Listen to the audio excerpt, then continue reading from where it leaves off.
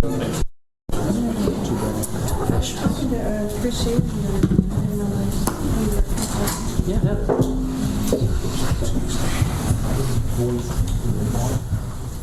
Good. How are you?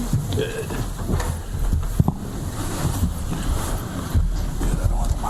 Okay, good morning, everyone. Welcome to the Amite River Basin Drainage and Water Conservation District meeting here today, April 9th, 10 o'clock in Livingston Parish Council Chambers. Good morning, Commissioners.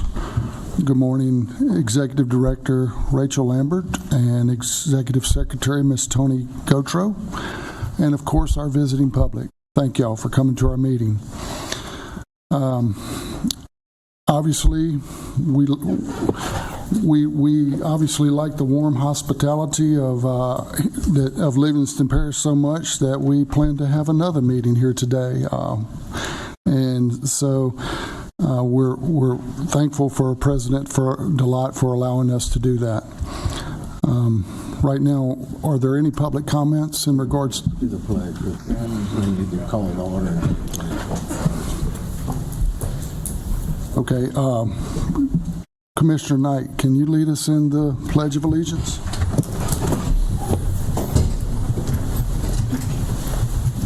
I pledge allegiance to the flag of the United States of America and to the republic for which it stands, one nation, under God, indivisible, with liberty and justice for all.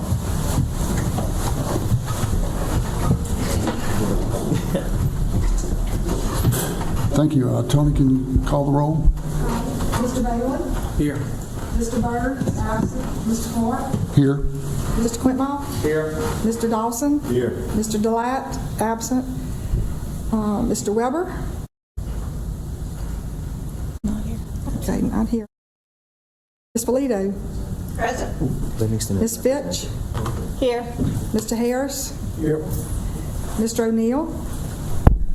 Yes, here. Mr. Parker? Absent. Mr. Rayford? Here. Bryn Haas? Here. Ed Knight? Here.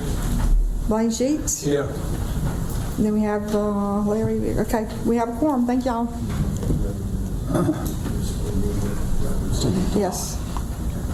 Yes, we have Miss Cindy O'Neill representing President Commissioner Delatte for Livingston Parish today. Okay, our next item on the agenda is approval of our minutes. I'm sorry, we're getting ahead of ourselves. Public comments. Any public comments?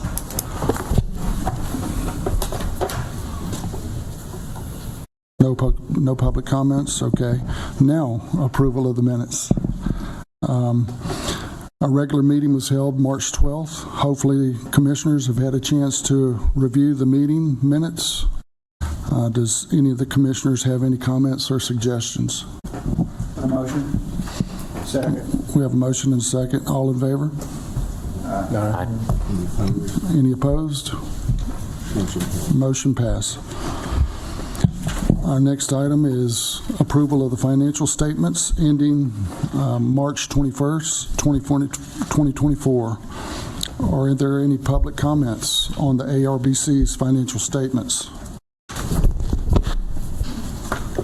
Commissioners, have you had a chance to review our financial statements, and if so, do you have any comments or suggestions? What we have in the package is a summary of finances ending March 31st. These are not financial statements. We'll have them in the next month's meeting to be approved. So no action is required this month. Okay. So everybody's good with what we have? Okay.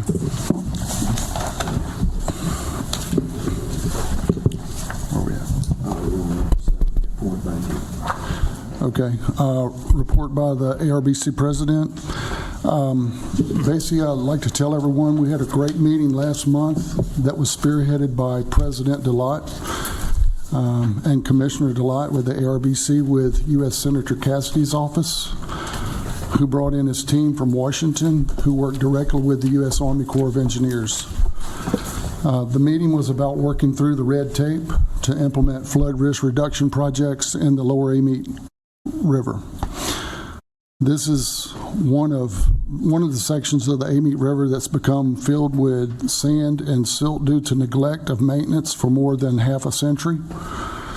Keep in mind, the lower Amite River is legally classified as waters of the U.S., where only the Corps has jurisdiction, not the parishes. In the absence of nothing being done by the Corps, the ARBC recognizes the need, and more so the need to help mitigate some of the other projects on the books, such as the diversion canal rehabilitation, the Bayou Manchac flood risk reduction project, and many others. Now, the Corps has concerns about the permit approval for the project. As a result of the meeting, we gained some insight from Cassidy's leaders from Washington for how we can better work to obtain a Corps permit approval. There's a concern about what to do with the silt removed from the channel. While on the other hand, there's also concern about loss of shoreline, wetland deterioration, and loss of habitat. In this case, there could be a beneficial use of the material removed from the channel by using it to help restore the shoreline and nourish the deteriorating wetland habitat.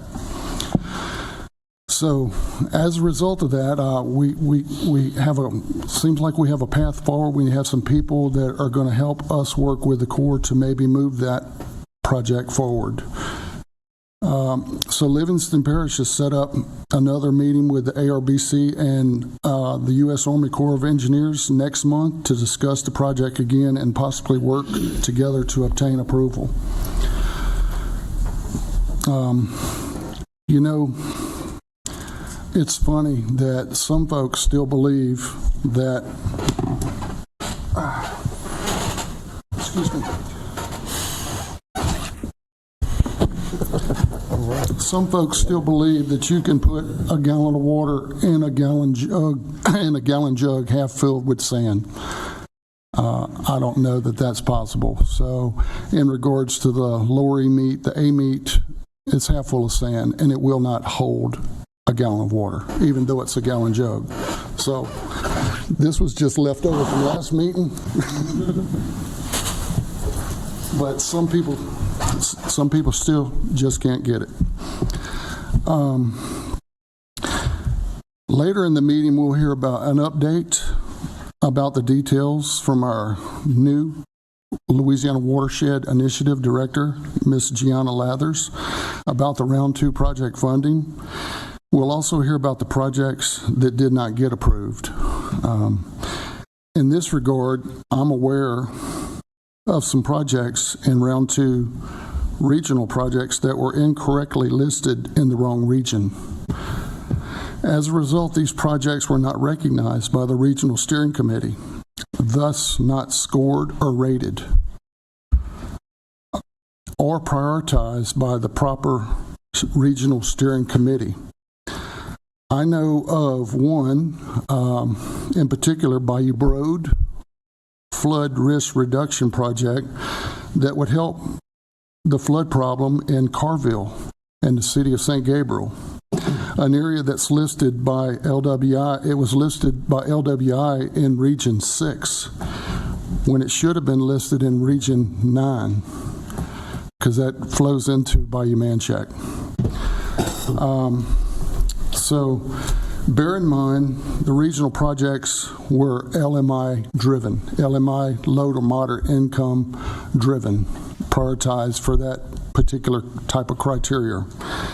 In this case, for this project, it's well over the 51% LMI.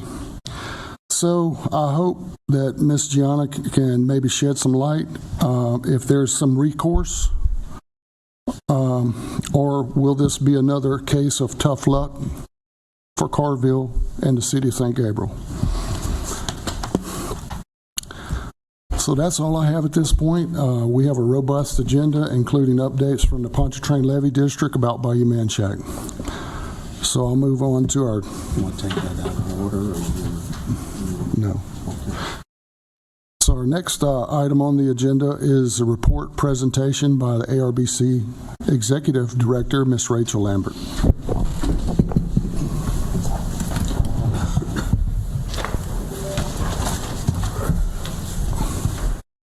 y'all see it? Maybe. Can y'all see the presentation or no? No. I don't know where he went. There's the copy in your packet though, so you can follow along. We're going to go over some Region 9 updates, master plan update, our $100 million allocation, resolution 1177, capital outlay, legislative session, also an update on the office space, and a reminder that your financial disclosures are due by May 15th. I know that Tony has been reminding you, but just another verbal reminder. On the first slide, we've had all the round 2 awardee kickoff meetings for Taylor Bayou, which is City of Walker, John LeBlanc Detention, and Lower Bayou Conway, which are Ascension Parish, and the Co-Meet North and South improvements for East Feliciana. I'm sure that OCD and LWI is going to kind of roll over some of that stuff, so I won't try to duplicate that, but they went very well. They gave some guidance on H&H and path forward and a schedule and stuff like that. I believe I sent all of you a copy of the agendas for each of those meetings so you could kind of see what we went over.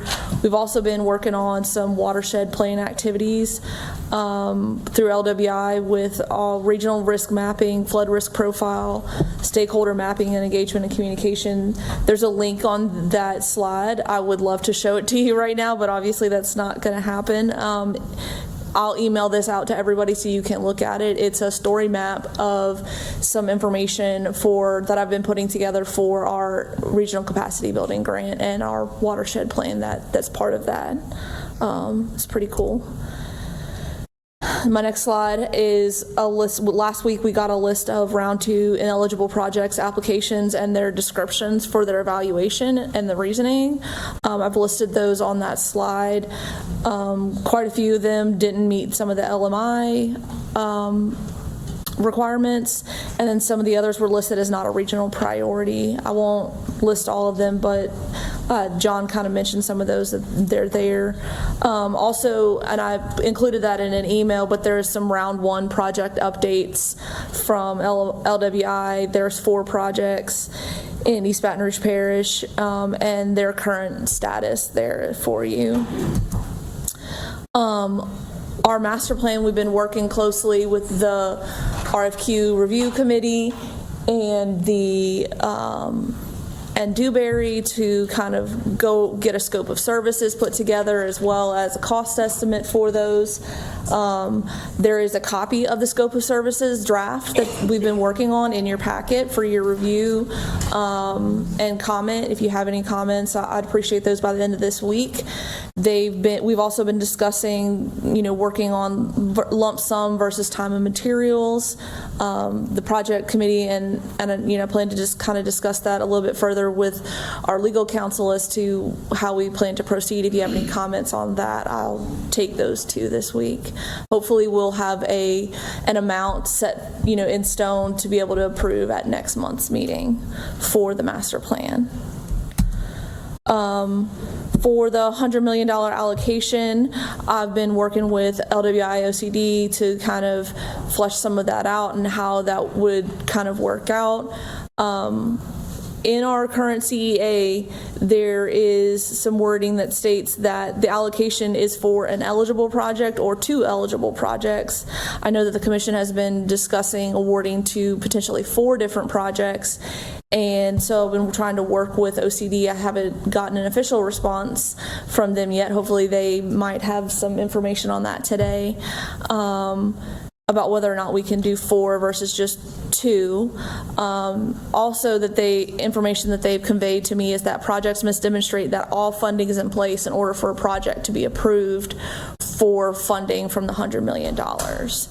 And that maintenance responsibility for projects must be clearly identified prior to a project being authorized for funding for the $100 million. So Resolution 1177 is the resolution that was passed last month regarding the Bayou Man Shack project. I'll read there's a copy of the resolution in your packet as well. I believe I emailed that to you a couple weeks ago as well. The Board of Commissioners of the Amite River Basin Drainage and Water Conservation District desires to utilize a portion of the $100 million from the Louisiana Watershed Initiative allocated to Region 9 to pursue the planning, design, engineering, and construction of the Bayou Manchac Regional Flood Risk Reduction Project. Worth noting, Larry mentioned to us a couple weeks ago that there is a section of Act 490, revised statute 383306M, that states the following: within the areas of the district that are concurrent with the limits of the Pontchartrain Levee District as set forth in revised statute 38291L, the Pontchartrain Levee District shall have primary jurisdiction. The Amite River Basin Commission shall not initiate any project or program within the limits of the Pontchartrain Levee District without consulting with and receiving approval from the Board of Commissioners of the Pontchartrain Levee District. I know they're going to present, later at this meeting, and I think if there are any questions, Larry might be the best to answer for that.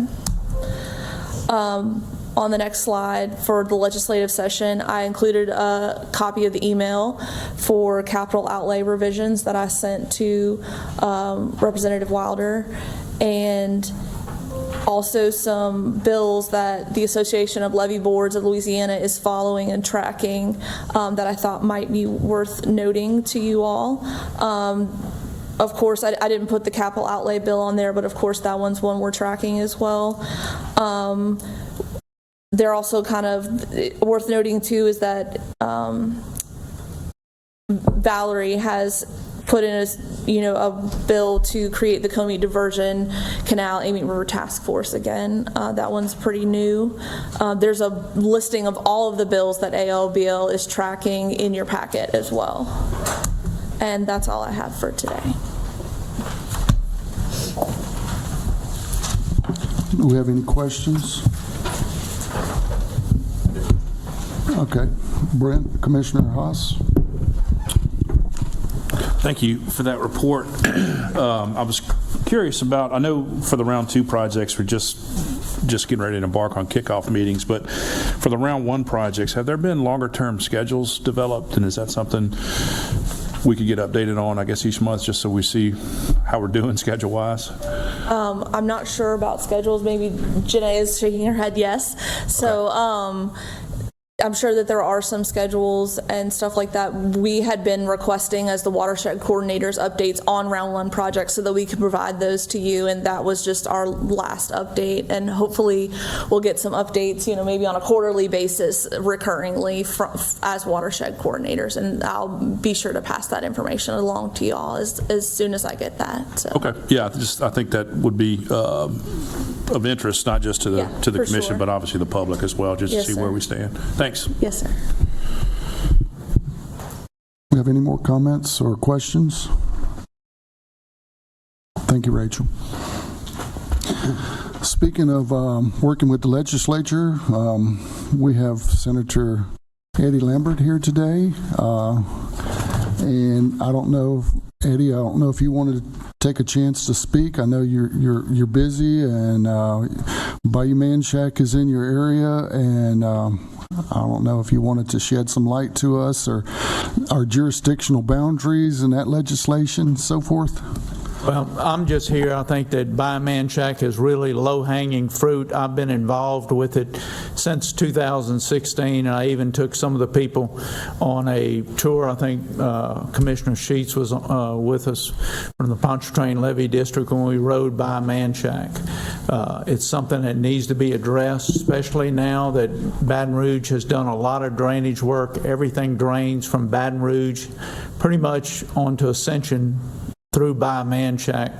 That's our direct common boundary, and I'm just here to see where we are in this, and hopefully this project starts moving forward, because it's been now almost 8 years since the flood. So hopefully the funding will be in order and we can reach some kind of agreement as how this thing is going to move forward and clear up some confusion. That's pretty much it. Thank you, Senator. We surely appreciate you. That said, do we have any other public officials present here at the meeting that might need to be recognized. Mayor Johnson, you stand? Okay. Mayor Johnson, Lionel Johnson with the City of St. Gabriel. Thank you for coming.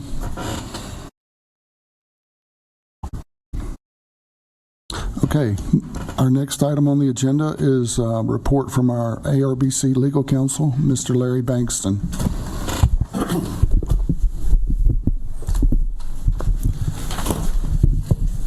Thank you, President Clark. In your packet of material in the back, you'll see I've attached several things for your information. First, let me advise you that tomorrow, Senate Bill 395 will be heard in Natural Resource Committee. This bill is the bill that provides for the boundaries of the Amite River Basin revision as a result of the legislation that passed in 2022, in which the CPRA was directed to evaluate the current language of the statute and make sure that it did comply with the actual changes that you see in the district. And the bill is a very long bill, but I've attached it would be an 18-page bill, but what I did is I've attached for your review the language that was added as a result of the CPRA's review of the statute, which shows you the changing, which is basically the area along Baton Rouge, south of the New Bridge, which goes into the area of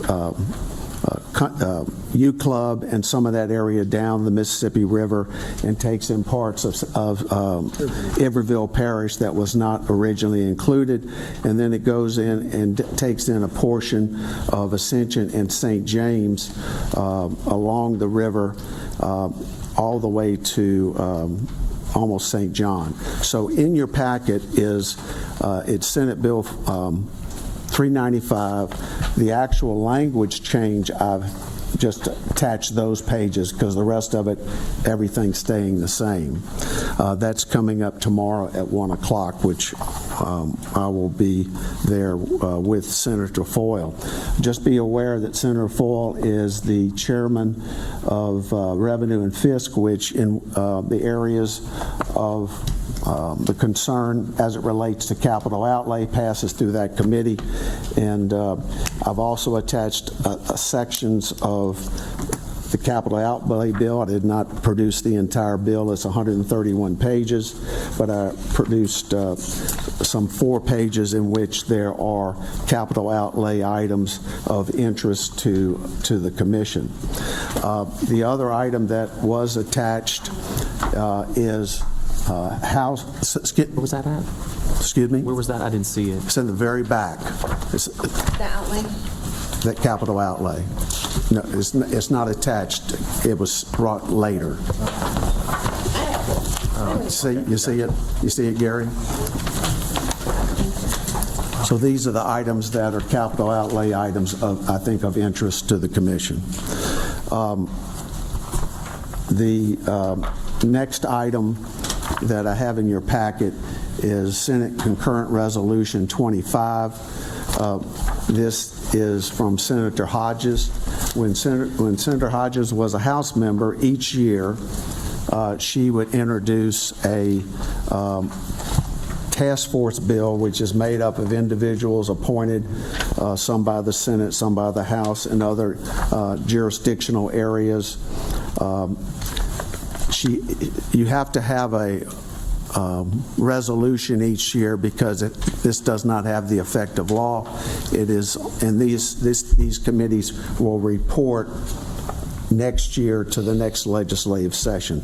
So this is basically an exact duplicate of what Representative Hodges at the time was introducing previously, and she's been doing this for a number of years.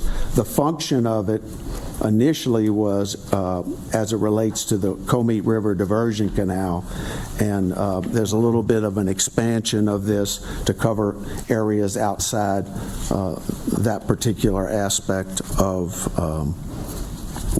review by this task force, which will generate a report to the full legislature before the next legislative session. So in addition, the Amite River Basin Commission has participated. Even though we're not a levy board, we have continued to participate with review of legislation from the Levy Board Association. They do have a lobbyist that reviews legislation, and Rachel has attended meetings in reference to that to go over that. We are following certain jurisdictional issues that are before the legislature, and we'll hope to keep you posted as what may be going on in reference to that. So that's kind of the report on those specific aspects. I was asked to look at the issue of Senator Lambert was the individual that made the changes to the legislation back in 2022 as it relates to Pontchartrain Levy District. There is some very specific language in the Act 490 in reference to the jurisdictional authority. As you may know, the Pontchartrain Levy District, with the advent of this additional jurisdictional change as it relates to Senate Bill 495, there is overlap.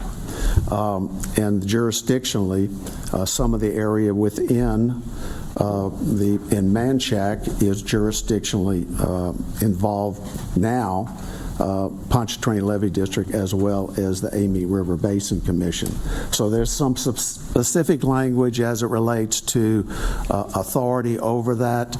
I just wanted to point that out to the Commission. Also, in the legislation 490, there is jurisdictionally Amite River Basin could receive technical assistance from the Department of Transportation and Development, and as a result of changes in 490, they receive technical assistance from CPRA as well as Pontchartrain Levy District.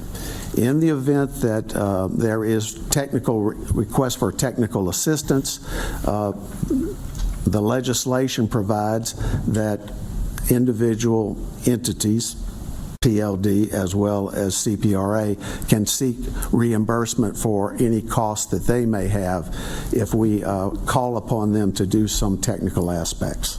So that's kind of I wanted you to have some general view. I don't know to what degree everyone was reviewing 490 and the legislative authority in reference to that, but I wanted everybody to be aware of that particular aspect. So answer any questions anybody has. Commissioner Quintmore. Thank you, Chair. There we go.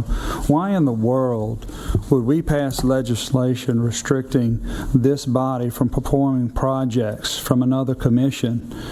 Why would we possibly pass legislation to essentially send us into a boxing match with one hand tied behind our back when it comes to projects of saving people from flooding?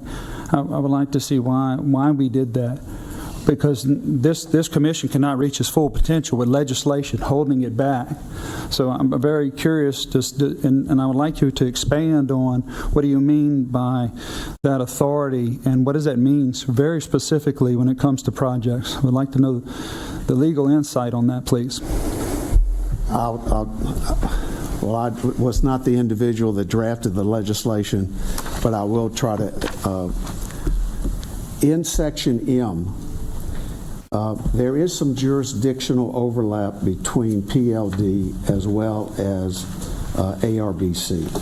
And the legislation, it says, within the areas of the district that are concurrent with the limits of Pontchartrain Levy District, and with the advent of the additional legislation that we're talking about, there would even be more area that would be overlapping.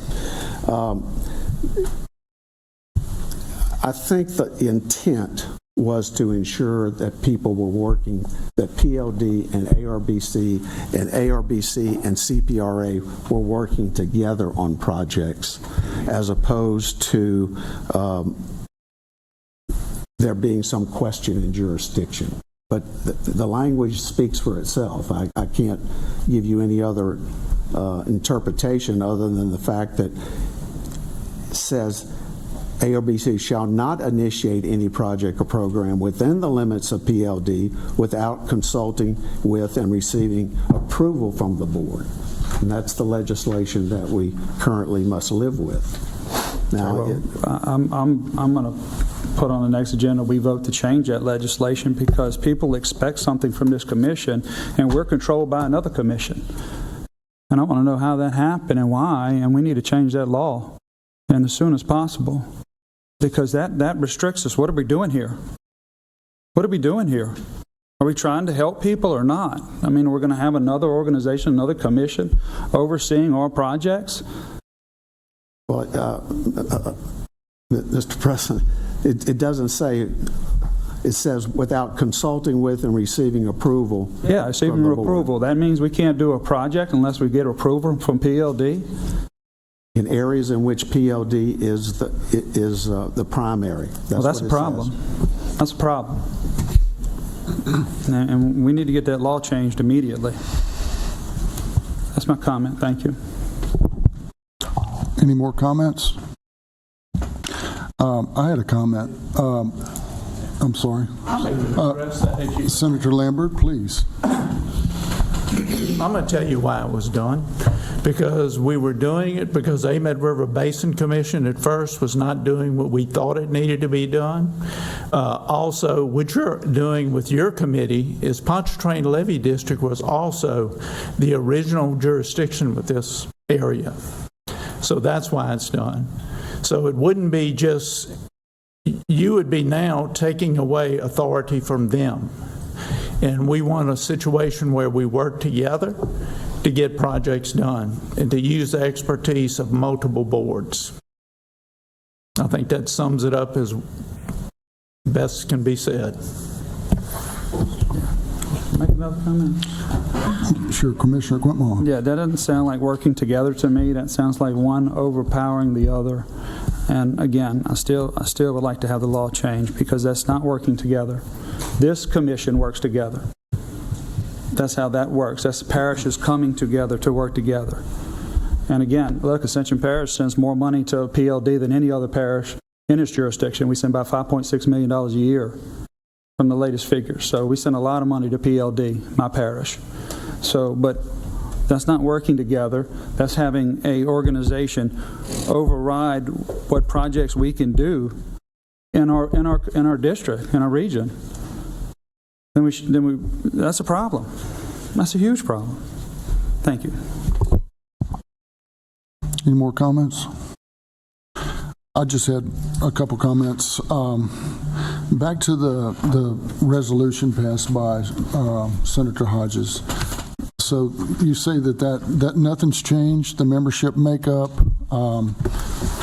Say like on page 2, line 17, the actions of the watershed initiative pertaining to the ARBC. Is that new or the same? Are you talking about Representative Senator Hodges? Yeah. I think it's a good thing. I'm just trying to get clarification. She has expanded it. Initially, it was only in reference to the Comey Diversion Canal project. She has expanded it. The membership appears to be exactly the same that she's done each year, but its focus has expanded to include things other than just the Comey Diversion Canal project, including what you just described. Okay, thank you, Larry. My other question was the section on there that you referred to, if there was the agency CPRA, DOTD, or PLD did work for ARBC, that perhaps we might have to reimburse them for those technical documents or costs, or so to speak. Would that be classified as perhaps funding that could be acquired under the, what was it, Act 170, or the act that we had with CPRA, where we were allocated funding and we did a cost endeavor agreement for $8 million? Actually, so that's a good example. the initial appropriation that was done is done to CPRA. CPRA has the authority and part of the money of helping prepare, for example, that new boundaries and also assist us going forward. Some of those expenses are being billed in effect to that fund of money, and that is being taken out of our overall aspect. My reference to was, in addition to all of that, if there was some other project that we were interested on and we called upon CPRA or PLD to do something specifically, under the legislation that was passed, Act 490, they could request reimbursement for those expenses. And reimbursement would be from the ARBC, or could it be from this cooperative endeavor agreement where the funds were allocated through CPRA? Could be either way. Could be either way. So, thank you. Commissioner Weber? Just one quick question. For the other parishes that aren't in that jurisdiction for PLD, if you need a non-federal sponsor, what agencies do you use besides PLD? I'm not sure I was... In other words, if I'm doing a project right now and I've got federal funding coming in from the Corps, I got co-federal sponsors. I got one that's fiduciary and one that's going to do O&M. If I don't have that, then I don't get the funding. So I guess outside of PLD's jurisdiction, what agencies step up to be your federal, non-federal sponsors for projects? DOT. DOT? Mm-hmm. Okay.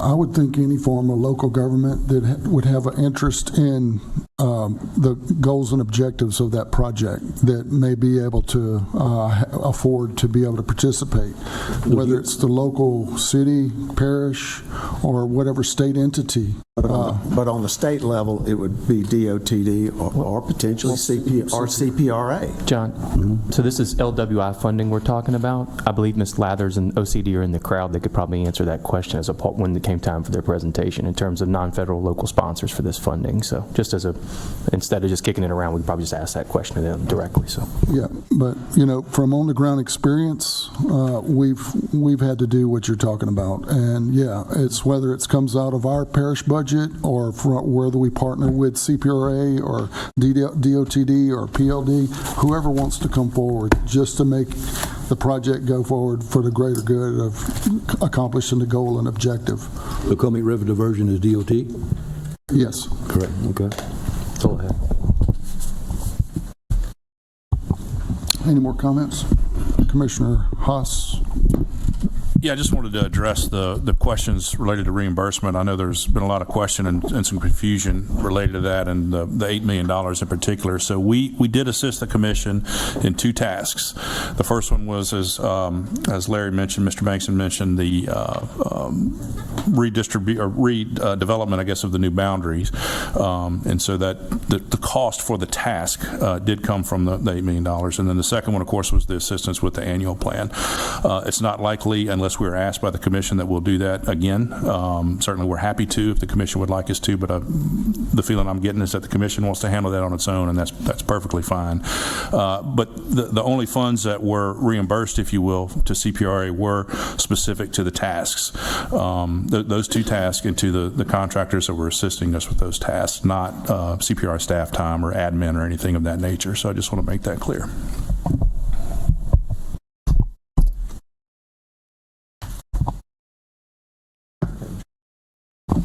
Any more questions?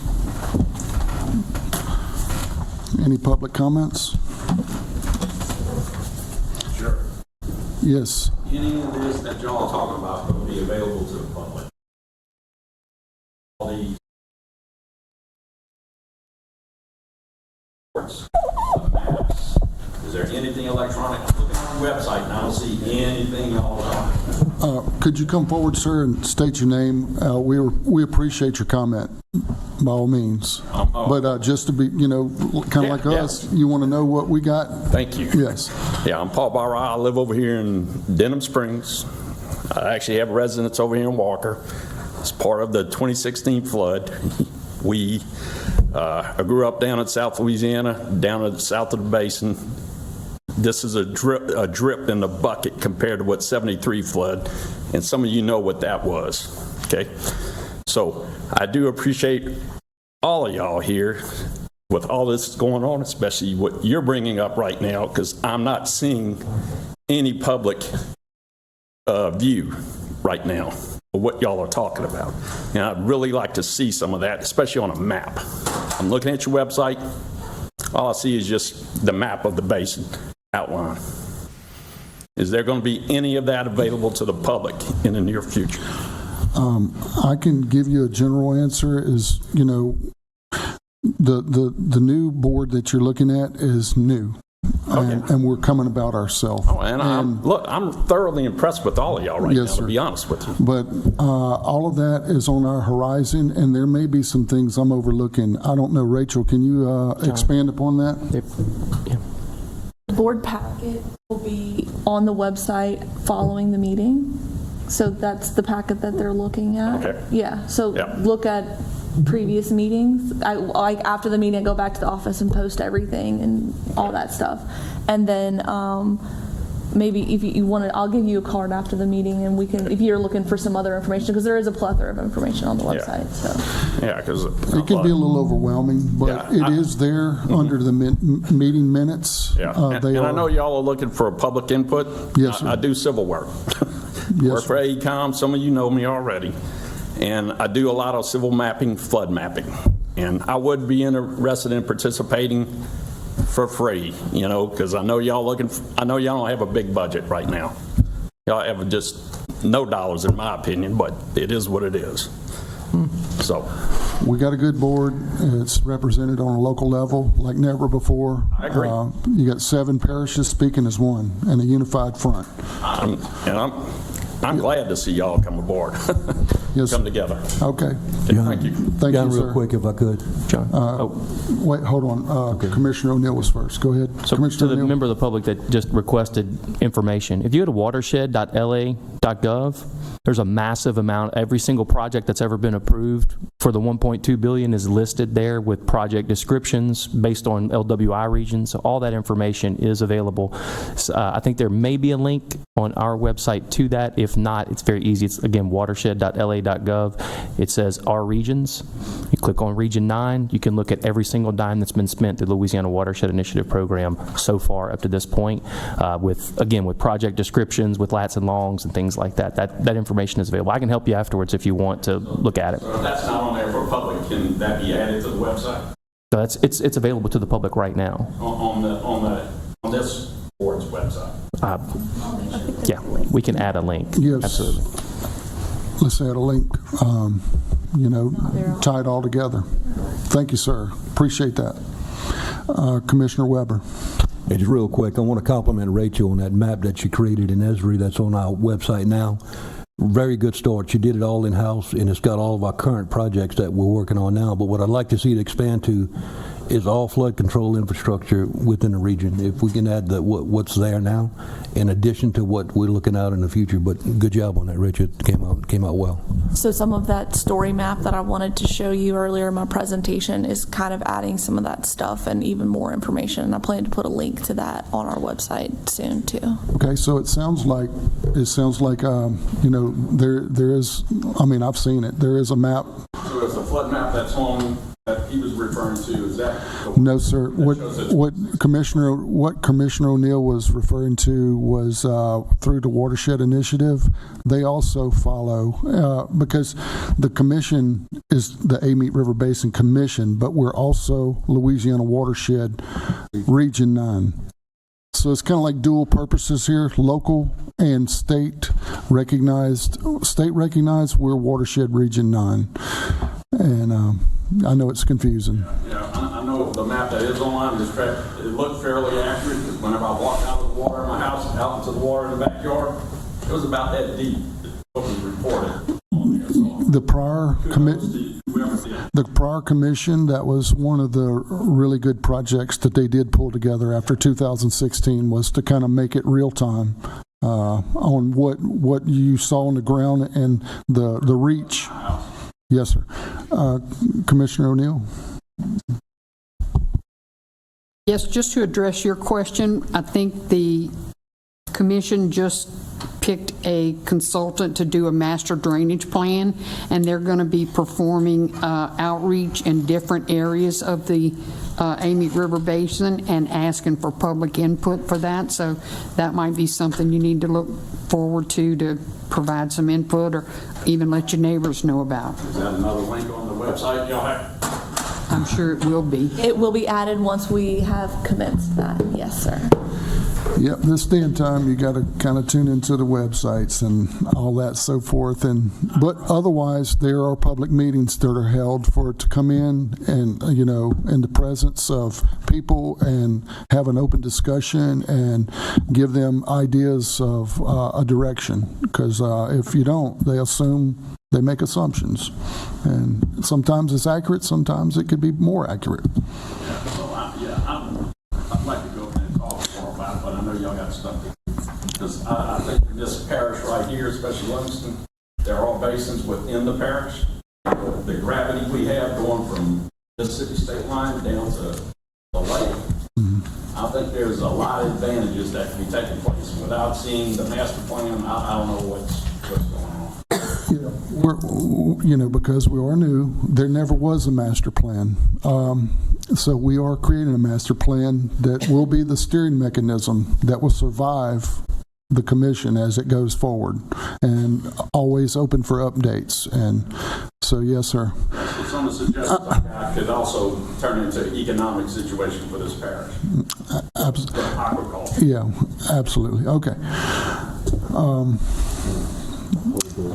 Okay, next item on the agenda is under old business is the Louisiana Watershed Initiative presentation or update for Region 9 by the Office of Community Development.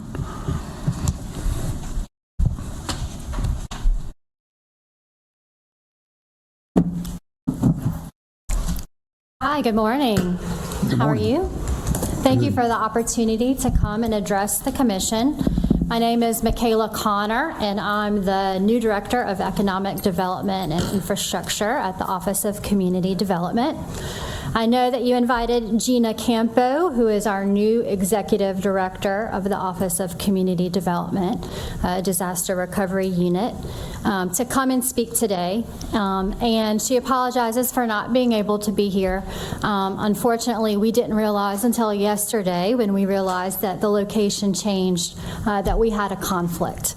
So she would like to come in the future. If y'all would like to extend the invitation again, she would love to come and speak to you guys. So, but I'm here in her stead, and I also have Danae Lathers, who is our mitigation manager. And we're going to give an update today on Region 9's $100 million allocation, and then also the Round 2 projects program.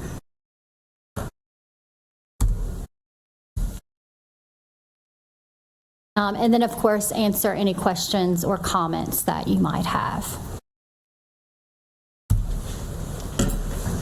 So for the $100 million allocation for Region 9, the Cooperative Endeavor Agreement between the Amite River Basin Commission and the Office of Community Development was approved and signed in January of 2024. We understand that there may be some concerns with the language in the CEA, that the language may be more restrictive than what is present in what we call our action plan. We had an action plan amendment that was approved by the U.S. Department of Housing and Urban Development in December of 2023, Amendment number 3. And this language, I'll read it so that you can hear it. It says, this allocation will allow for the implementation of identified projects with demonstrable and quantifiable mitigation outcomes in Region 9. It is anticipated projects identified may be large, transformative projects that could meet the definition of a covered project, which would have additional criteria. In accordance with this notice, a covered project is defined as an infrastructure project having a total cost of $100 million or more, with at least $50 million of that being CDBG funds. Region 9 is encouraged and evaluated for these types of covered projects, but not necessarily required. Okay, so that's the language that's in basically kind of what drives OCD's plan for the funds that we receive from HUD. So we're in the process of amending the CEA to provide all the flexibility that Action Plan Amendment Number 3 provides. So you should be receiving that shortly. I understand there may have been some concerns from the Commission with respect to the language and how many projects were allowed and the budget of those. I did listen to your last meeting. I understand that you have a committee that's putting together projects, reviewing projects. So again, these funds are your allocation to do with as ARBC sees fit or Region 9 sees fit, as long as it meets the CDBG guidelines and the guidelines for the funding, the SMIT funding. So next steps, so we'll move forward with the CEA amendment if that's something that ARBC would like to do. For the projects that you would like to propose for this allocation, simply you would submit applications in our grant management system, which is what we call IGX. The Louisiana Watershed Initiative Working Council members, group members, would review the project applications that are submitted to make sure that they comply with the CDBG MIT requirements and guidelines. And then the Office of Community Development would make a formal announcement on behalf of the Louisiana Watershed Initiative Council of the projects approved for funding. Now, when I say approved for funding, again, I just want to make sure that we're clear, right? So if you also look back at that action plan, amendment number 3, the language that's in that guidance, we want to make sure that the project complies or does not have any disqualifying factors. So I'm not going to list the disqualifying factors. I'm really just going to say what we're looking for, what we're looking to confirm. We want to make sure that the applicant is an eligible entity. Okay, no problem here. The proposed project is an eligible activity, right, as defined by the CDBG MIT funds. That the proposed project mitigates flood risk, right? So we need to confirm that. Does the project mitigate flood risk? Ensure that the proposed project does not increase flooding in the surrounding areas. In order to use these funds, we need to guarantee to HUD that we're not going to increase flooding by the construction of these projects. And then again, we want to confirm that the proposed project demonstrates risk mitigation benefits for a mid area, which is a most impacted and distressed area, which we have identified for Region 9. Okay? So that's my update for the $100 million allocation. Moving on to talk a little bit about round 2. Round 2 projects have been conditionally awarded. We are moving through, Janaea's team has been having the round 2 kickoff meetings with the applicants for those projects. Essentially, the deadline in the cooperative endeavor agreements that are signed for these projects basically state that we need a round 2 application completed by August 31st, 2024. So it's essentially 6 months. What's included in the application? So that's like the next phase, right, of the projects that were conditionally awarded. We need a detailed description of the project. We need beneficiary data because, as y'all have discussed, the requirement for these round 2 funds are that they benefit LMI, right? We need maps, cost estimate, project schedule, which the cost estimate and project schedule essentially become part of our agreement for these projects. We need them to demonstrate flood risk reduction benefits through an H&H assessment or other type of assessment that shows that we're doing what these funds are intended to do, mitigate flood risk. Document that the proposed activities are CDBG MIT eligible. So that's essentially what the application includes. It does include an H&H assessment, and I did see on the last meeting there's some discussion about this. So applicants may choose, right? So for this H&H assessment, which again helps us verify that the project can mitigate flood risk and that it does not have adverse impacts. So the applicant may choose to do their own H&H assessment, have an engineer complete that for them, or as part of the program, we also have contractors working with OCD and LWI that can assist communities that may not have the expertise or the capacity currently on hand to conduct those H&H assessments, which are part of the application phase. For those applicants that are choosing to have the Louisiana Watershed Initiative contractors complete the H&H, we're going to share a draft schedule of how we expect to move through that process, how long it would take, so that the applicants can be clear as far as what steps they need to take to keep the projects moving, when they need to go out to procure their engineers, when they need to move forward with preliminary design, which is a successor, right, to the H&H study.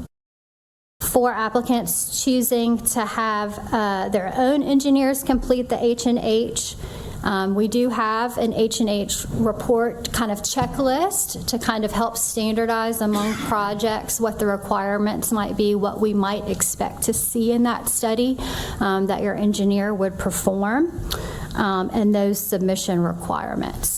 So that's to kind of help set the standard, provide some guidelines so that the applicant knows when they go out to procure their engineer to do the H&H study what the requirements of that study might be. I'm going to bring up Janea Lather. She's going to go into a little more detail about the Region 9 Round 2 projects and what she's seen in the kickoff meetings to date, and talk a little bit about the progress to date. Thank you, Ms. Camford.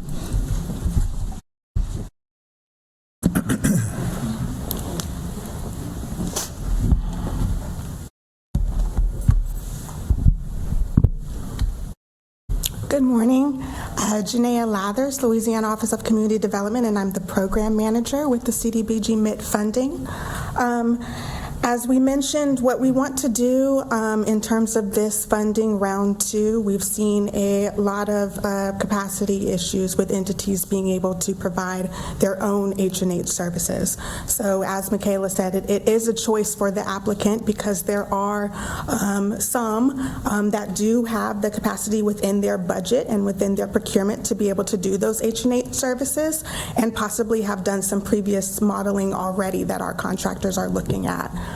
So within your region, you actually have one with the city of Walker who plans to complete their own H&H study. I do need to amend what's up there for the parish of Ascension because in speaking to our modelers, Ascension has chosen for LWI to be able to support them in providing the H&H study for those 2 projects that are listed.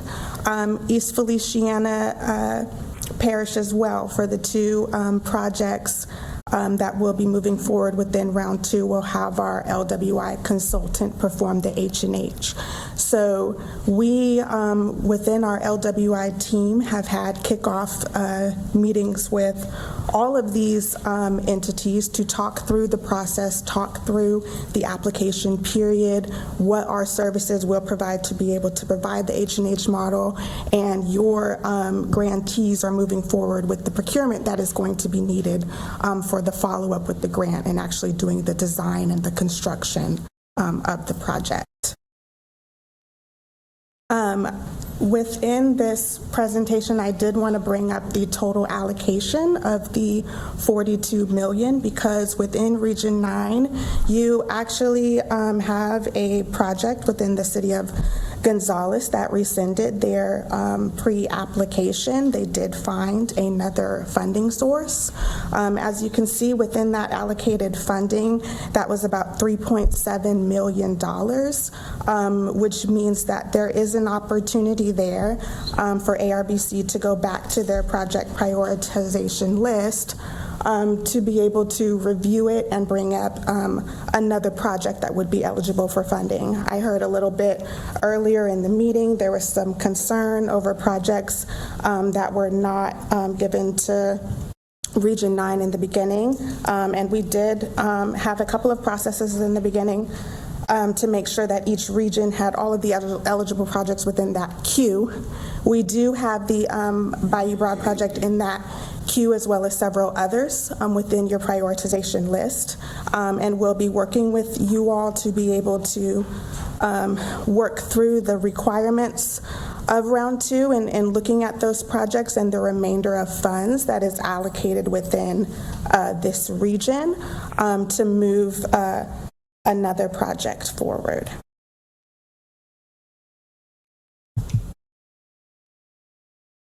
So just to give an overview of that process, what we would do is go back to that project prioritization list. You all will confirm the projects that you would like to see move forward within the allocation amount, and our council working group members will review that to ensure that it does meet the CDBG MIT guidelines.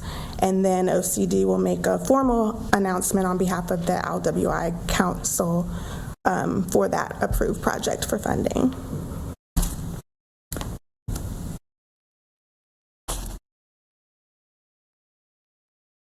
So Michaela and I presented a lot of information for you all, and we watched your last meeting to be able to provide those updates to you. Just to recap, you should see the amendment for that CEA for the $100 million allocation shortly, and you will hear from your executive director in terms of your project prioritization for your allocation of funding for round 2.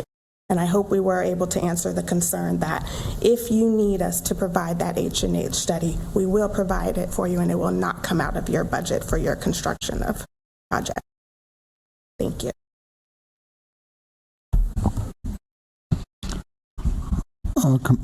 Commissioner O'Neill, question?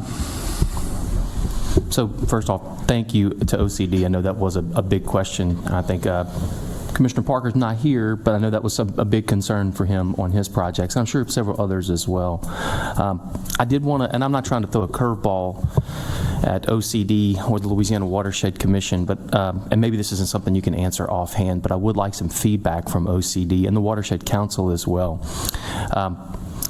Round 2 of the Louisiana Watershed Initiative placed an intense focus on meeting guidelines, federal guidelines and state guidelines for low to moderate income. And it was said several times in the run-up to round 2, the reasoning for that was because a lot of projects and programs that were selected through the state projects and programs process and the LWI round 1 funding failed to meet those LMI requirements. And so when we talk about what LWI Region 9 and the Amite River Basin Commission was given, we were given funding at the very tail end of round 2, in the waning days of the previous gubernatorial administration. So we got a windfall of funding, but because of issues in the initial rounds of funding, we were saddled with LMI requirements that have proven very difficult. I know at least one parish here, when you look at it, and I'm sure other parishes have this same issue, LMI areas where this money has to be spent are incongruent when it comes with the actual flood risk that's represented in those parishes. And so it's a difficult needle to thread to try to find flood risk reduction projects that are effective, that demonstrate no downstream impact, but that are also benefiting those LMI areas. And so my question to OCD, and hopefully y'all can give us some feedback on this in a subsequent meeting, is there any method or is there any comment from you guys on the relative level of justification for the funding in these subsequent rounds and these entities that received the funding being saddled with those LMI requirements that the previous ones who were awarded funding in round one and in the state projects and programs tranche of funding were not required to meet. And so because they were first through the door and they were selected initially, they did not have to meet the issues or deal with the same problems that we're having to deal with now with our funding. So I think there's an issue there that really, we're very thankful for the funding, and I want to make it known that we're very thankful for the dollars that we're getting, and we're going to put them to good use. But our hands are somewhat tied behind our back when we're trying to thread those needles, as I talked about earlier, compared to what others got to benefit from in those initial rounds through no fault of our own. We definitely applied for funding in rounds one across this basin. But now, because of those issues with LMI, we're forced in a way that others weren't to adhere to those LMI requirements. I'd just like to hear OCD come up with some type of reasoning or response to those concerns and why the folks that were first through the door didn't have to deal with the things that we're having to deal with. I think it's very, I don't want to say unfair, but I do think there's real issues with us trying to make our funds work the same way that others got the benefit from. So. And again, I know this is a curveball. It was not the purpose for y'all coming here. I apologize for that, but it is something that's been on my mind. We will put on that on our board, and I will say that overall, in terms of the low to moderate income requirement and what's required by HUD, we have seen this complexity not just with this grant but with other grants as well, right? Especially with mitigation projects, because as you stated, the level in terms of looking at flood risk reduction isn't exactly congruent with those low to moderate income areas. But unfortunately, it is a requirement for all of our grants. And actually with the mitigation grant, it's only requiring that at least 50% of our funding meets that. So we're looking at a 70 to 80% requirement within our new Lower Delta IDA grant funds. And our argument with HUD has been that we're actually serving more low to moderate income communities because we're putting together more LMI areas, even if it doesn't meet that 51% threshold. So that is something that our agency is working through within our grants in terms of the level of transparency to be able to show these requirements and how we're putting out funding to be able to meet that expenditure requirement. I do think that we can work towards allowing that communication to be clear so that it does not seem towards the end of everything that we're rushing to meet a requirement. And I will also say with the Region 9 $100 million allocation, to the point of being able to serve and show that we want to do large transformative projects, there is no low to moderate income requirement. And we will still meet our overall objective with HUD, which is what we have to comply with. Thank you. Thank you.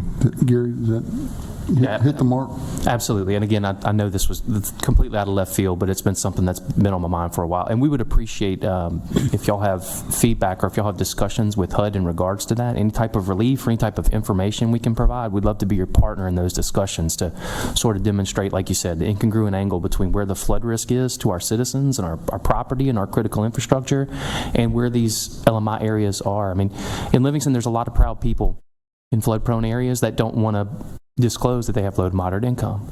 And so because they don't always fill out those surveys properly or whatnot, that those LMI areas aren't always accurately depicted. And so I just think there's potential there where we're not going to use that funding as well as we could. But again, thank you all for your time. Thank you for the information. Duly noted. Thank you. Any more questions? Commissioner Weber. I just wonder, is there a mechanism, if we did a local LMI survey to get to you, would you recognize that? Because making that decision from a swivel chair in Baton Rouge sometimes doesn't give you an indication of what's actually on the ground. But the last project that we submitted in round two,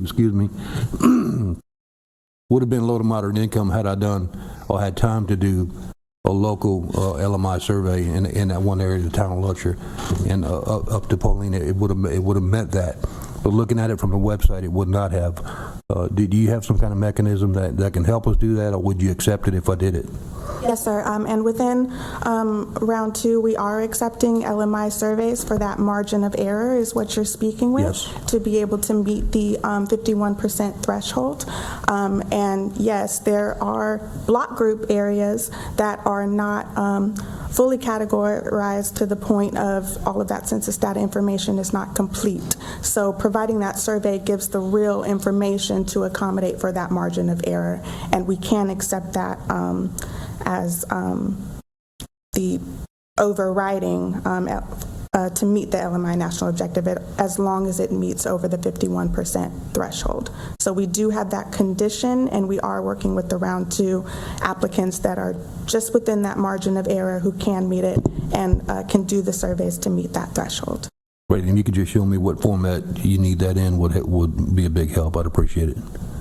Thank you. You can send the survey to Rachel. Any more questions or comments? Okay, I have a couple myself.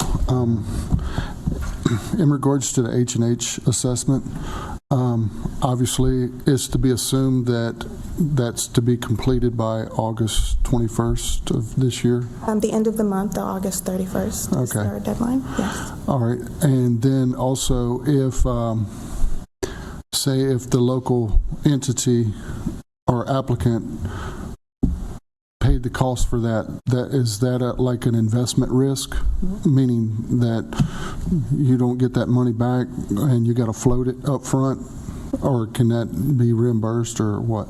And are you speaking of a certain condition if the agency does it? Like, for example, if it cannot? No, I'm just saying, say a parish says, okay, we're gonna have our H&H study done ourselves and we're gonna pay for it. And say it's not approved, or the project's not approved, and the cost associated with H&H, is that a cost that's borne to the parish? So it will come out of your budget that you were conditionally awarded, and we do have a canceled project policy that would be able to take that out of those planning funds within your budget. Very good information, thank you. The other thing I think Ms. Michaela touched upon, but I just wanted to try to understand was, say the projects that were included in the wrong region didn't get due diligence. What's the sense in particular for St. Gabriel and Carville, which is well above the LMI for round 2? Yes, and we are looking at those projects, and with the city of Gonzales rescinding, you have $3.7 million within your budget to be able to... City of St. Gabriel, not Gonzales. I'm sorry. I'm sorry. 3.7 was rescinded from Gonzales. Okay. Yes. So now that's available for us. Okay. Gotcha. Thank you.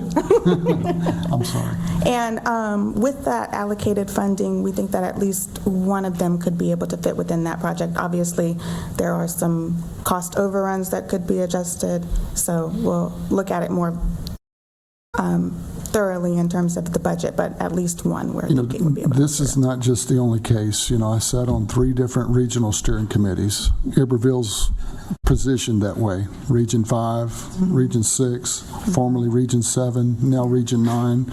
So I got this times 3. And I saw it in other regions too. So, but this particular case is, meets an LMI, it's strong. And I just, was hopeful that this just wouldn't just be bad luck, continue bad luck for these people. John, how much is the total project cost?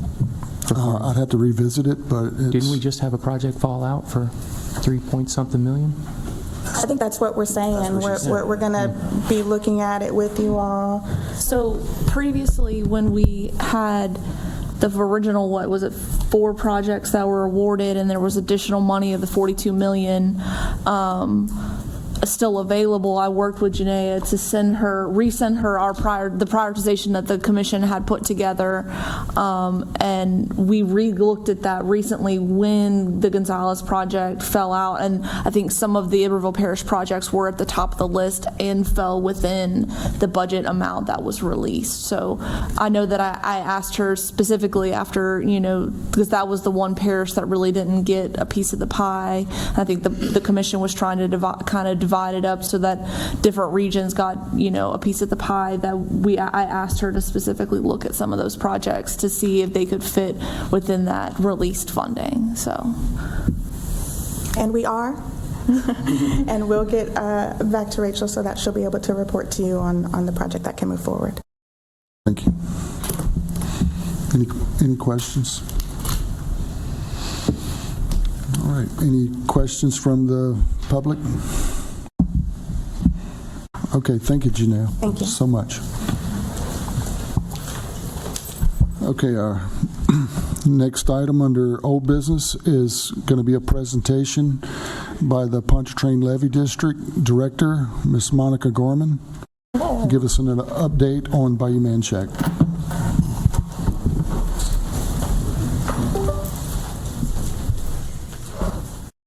Pull up. it's right here, and then he's gonna zoom in on it. Take your time. Is he going to be able to pull up on the sides for y'all? There it goes. Hopefully, Okay. there we go. So good morning. Thank you very much. I know that this is to be a presentation on the Bayou Manchac update, as it will, but if you'll recall, I was supposed to present to y'all in February. The board canceled the meeting in February. When she canceled, I notified the administration that actually Pontchartrain Levy District board members and myself would be in Washington, D.C. for March. So we wouldn't be here for that meeting. So as a result of some things from the March meeting, I felt it probably better to maybe touch upon Pontchartrain Levy District, who we are, what we do, and where did Bayou Manchac come from. So it's an entire packet, I think, that would be extremely beneficial to the board and what PLD is. So as you can see, Pontchartrain Levy District was created in 1895 by an act of the legislature. Our jurisdiction, as per revised statute 38291L1, is all that part of the parish of East Baton Rouge lying south of the city of Baton Rouge, and all of those parts of the parishes of Iberville, Ascension, St. James, St. John the Baptist, and St. Charles lying east of the Mississippi River. So in just layman's terms, the easiest, when people say, what is your jurisdiction? Basically, you can say from the CPRA building at 150 Terrace Avenue to the St. Charles Jefferson Parish line is probably the easiest way to tell you that. PLD's role includes the implementation of obviously various flood control projects and to operate and maintain and protect that existing federal levee system, which includes 118 miles within our 6-parish jurisdiction. As like many agencies, PLD's responsibilities has evolved through the years, and we are very, very proud of the successes and the relationships that we have with our federal, state, and local government. Our board is comprised of 9 board members. 6 members represent 1 for each of our 6 parishes. 2 represent the railroad, and 1 other member is an at-large position. The Pontchartrain Levy District, I hope you can see it. Maybe you can't. The PLD's budgets on a fiscal year. Our budget is derived solely from 3.53 mills ad valorem tax from all 6 East Bank parishes. As you can see from the table, the far left is our actual as of June 30th, 2023. The center column is our budget for 23 to 24, and then Pontchartrain Levy District just adopted our budget last month for the 24-25. For reference, I'd like to touch upon a couple of PLD project highlights specifically. Pontchartrain Levy District is proud to be a part of the #1 USACE Civil Works project in the state of Louisiana. That is the West Shore Lake Pontchartrain Hurricane Storm Damage Risk Reduction System. Funding for this project was allocated as part of the BB-A18 funding, receiving initially $760 million. Increased costs as of July 2023 have risen, and it is now a $3.7 billion project. This is a project that was authorized in 1971, and we are co-non-federal sponsors with CPRA on this project. This is a 100-year storm risk reduction project, and for St. John the Baptist, St. Charles, and St. James parishes. And as of this date, the Army Corps of Engineers has issued construction contracts totaling approximately $332 million, and USACE anticipates awarding contracts for at least 3 more by the end of this fiscal year and 1 more for 2025. Specifically for St. James Parish, the ring levees were proposed in St. James as a portion of the West Shore Lake Pontchartrain, totaling 4.5 miles of levee. Alternatives are currently being examined to connect or expand those ring levees through the general reevaluation report. That release of that draft report through the resilience study has a tentative scheduled date to be released as of June of 2025. CPRA as well as PLD have pledged our full support to St. James Parish and continuing to work towards additional protection. And St. James has initiated their own engineering firm to design and seek funding for this connector levee of the 2 ring levees and added protection for the parish.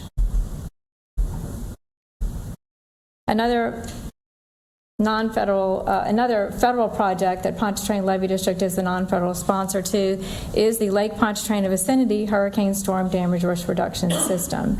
I'm sure you're all familiar with this one. This includes the city of New Orleans. This is the last 9.5 miles of the HISDRA system. Following Hurricane Katrina and Rita, Congress authorized and funded to the Army Corps of Engineers this HISDRA for the Southeast Louisiana. The shared responsibility with and the commitment from the partners between USACE, CPRA, and St. Charles Parish enabled the successful completion prior to the hurricane season of 2012. This particular 9.5 mile system is 8.1 miles of earthen levees, 5 flood walls, 4 drainage structures, access bridges, 1 railroad swing gate, and Bayou Chaprania Pump Station, which is an 850 CFS station, and Cross Bayou Pump Station, which is a 1350 CFS pump station. Most importantly, I couldn't dare not touch upon the 118 miles of mainline river levee that Pontchartrain Levee District is responsible for and operate and maintains. We have the care, custody, and control of this levee and are an honor to do so. Just a couple of pictures. I mean, you've got Manresa and St. James, the Sunshine Bridge, picture of the levees themselves, but Pontchartrain Levee District works very hard on a daily basis to ensure the integrity of the system as part of the Mississippi River and Tributaries Project.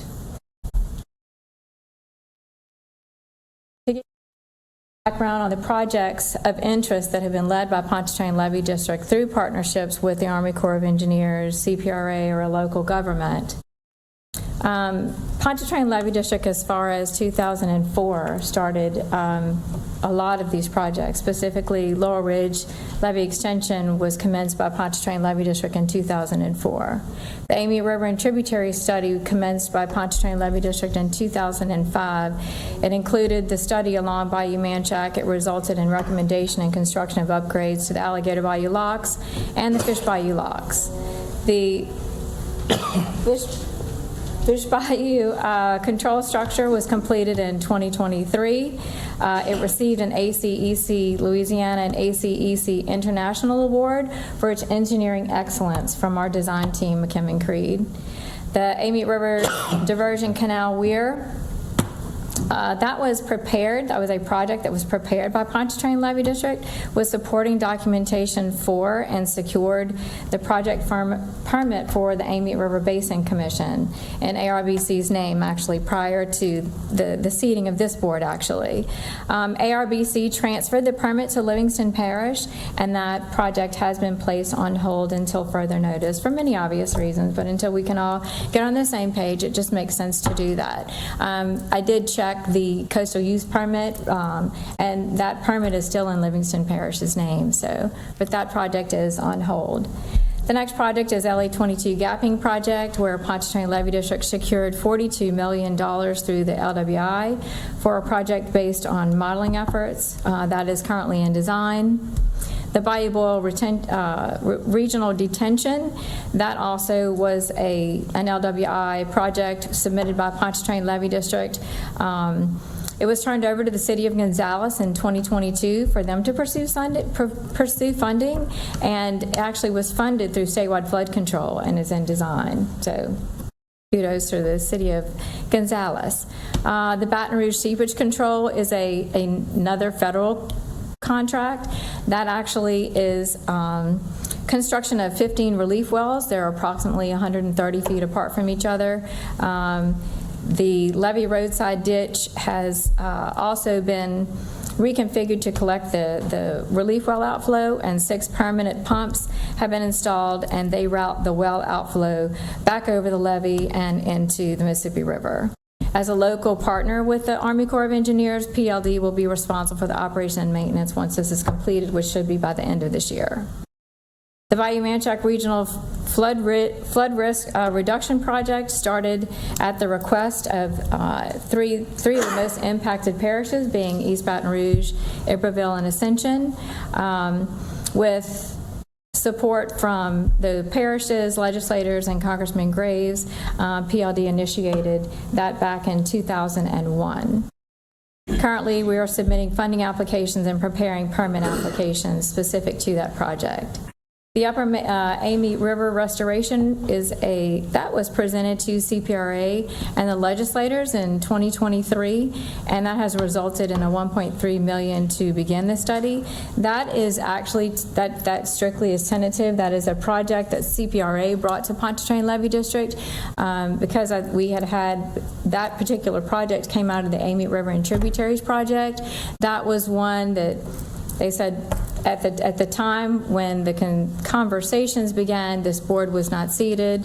Again, nothing's happened. There have been no agreements, and there's been no money spent or anything on that particular project, just so you note on that one. For your reference as a timeline of some of the things we just discussed, I thought it beneficial to include that. The Laurel Ridge Levee Extension, which I referenced, began, Pontchartrain Levee District commenced that project back in 2004, is currently in the construction phase. That was a project that was shared between the Pontchartrain Levee District and the East Ascension Consolidated Gravity Drainage District. Design, right-of-way acquisition, and wetland mitigation was entirely funded through Pontchartrain Levee District at a cost of $9.5 million. And then the East Ascension Consolidated Gravity Drainage District funded entirely the construction cost of $24.7 million. The LA22 Gapping Project, this was a project evaluation which began in 2017 by Pontchartrain Levee District. This project will help reduce water surface elevation by up to 1.5 feet for approximately 1,600 structures along the Amite River and improve the health of the wetlands located within the floodplain of the Amite River diversion. Pontchartrain Levee District received $42 million in funding through the Louisiana Watershed Initiative, and the project is currently in design and permitting phase and is anticipated to commence construction in 2025, pending the receipt of those permits. The Ascension Storm Surge Project is a joint effort between the Pontchartrain Levee District, the East Ascension Consolidated Gravity Drainage District, and the Louisiana Office of Facility Planning and Capital Outlay. This project scope includes 2.5 miles of new earthen levees, 3 miles of upgrades to existing levees, and improvements to pump stations, including generators, fuel storage tanks, and stop logs.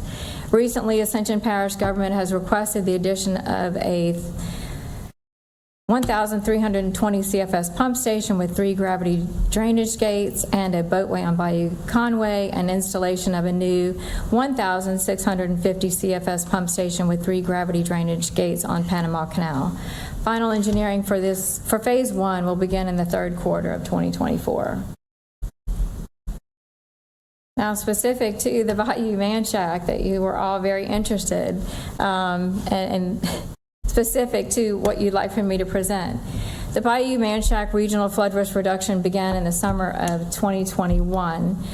Those were after meetings with Ascension Parish, East Baton Rouge, and Iberville.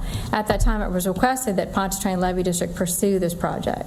In October of 2021, those same three parishes sent letters of support acknowledging full support of the concept of the Bayou Manchac project and requesting that PLD proceed with our design consultant, McKim & Creed, in putting together a cost estimate in order to take the necessary steps to secure funding.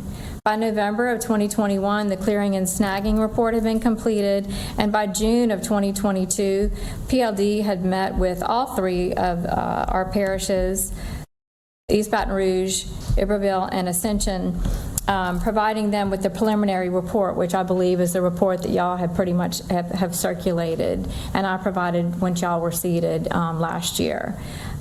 This includes a phase approach. There were two phases. Phase 1 is clearing and snagging. Phase 2 is 5 channelization projects. Phase 1 is at a cost of approximately $1.5 million. Phase 2 is at a cost of approximately $82 million. Again, the goal was to identify low-hanging fruit and plan for large-scale projects and eventually determine a maintenance plan. All phases of this were modeled to develop a benefit-cost ratio, and I'm excited to, whether I think a lot of people finally understand this is a wonderful project with a 3.25 benefit-cost ratio, which was calculated for phases 1 and phase 2. The results indicate up to 20 inches of water surface elevation reduction, impacting a footprint of nearly 80,000 structures. Models, costs, and the benefit cost ratio were reviewed and confirmed by DOTD on a couple of occasions. The table that's included in there breaks down those 5 components of phase 2. The costs associated with the various project phases are being refined as additional design and the survey progresses. And alternative 2 in this particular table is actually currently being revised to reduce the scope and cost specific. This is just a slide to show you all of the letters of support that have been received by Pontchartrain Levee District from the 3 parishes, the request to move forward with the funding and permitting from state legislators. In total, Pontchartrain Levee District received project support from Ascension Parish, East Baton Rouge, Iberville, Livingston, CPRA, DOTD, Congressman Graves, Senator Cleo Fields, Senator Eddie Lambert, Senator Ed Price, former Speaker Clay Scheckschneider, and Representative Ken Brass and Representative Tony Bacala. This is a very difficult slide to see, but this is basically a timeline. If you will recall, a couple of slides before, I began to set out the timeline. And attached in this are actually 40 items or 40 coordination items from the summer of 2021 through March 6th of 2024. Pontchartrain Levee District had continued pleading for this project. PLD, through former Speaker Clay Scheckschneider, even coordinated another meeting with Governor John Bell Edwards on March 15, 2023, again asking for consideration for funding this incredible regional project. We attempted to do that in September of 2022, and received nothing. So between September 22 and March of 2023, after this board was seated, we thought, well, why not? Let's continue. It's such an important project to the people. It's time to kind of get this moving. Again, nothing was happening. When ARBC voted on their #1 project for their parishes at their May 16, 2023, only East Baton Rouge Parish and Iberville listed Bayou Manchac as their #1 project. PLD continued to pursue this on our own. It was not going anywhere. No one seemed to have any interest in it, and we knew the value to the area. By August of 2023, we began to even have monthly meetings with Ascension Parish to discuss all of our other joint projects that we share.